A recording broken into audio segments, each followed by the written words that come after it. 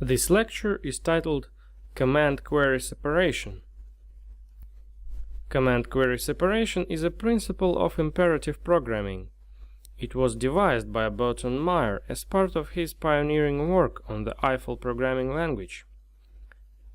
It states that every method should either be a command that performs an action or a query that returns data to the caller, but not both.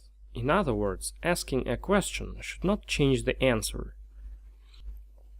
Generally, we can divide functions into two major types: functions which perform commands and functions which perform a query and return a result.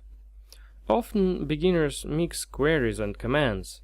As a result, they create functions which perform a command and return a result of a query at the same time.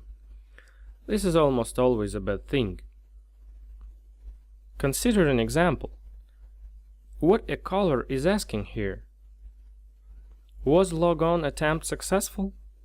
Maybe true means that a user has already been logged on? It's hard to tell looking at the function signature. The thing is that it's impossible to express the meaning of a Boolean result by the function's name. The problem is not in the bad name of the function. The problem is that a command is not separated from a query. The command logic and query logic are mixed in the same function. So, CQS is one of the core principles which help to design better APIs. Concerning this example, it would be better to roll out a function which implements a command and one or more functions which implement queries. For example, like this. By the names and signatures of these functions, it's clear what they mean and what they do. In other words, these functions are honest, they don't imply something hidden, and they don't lie to a caller.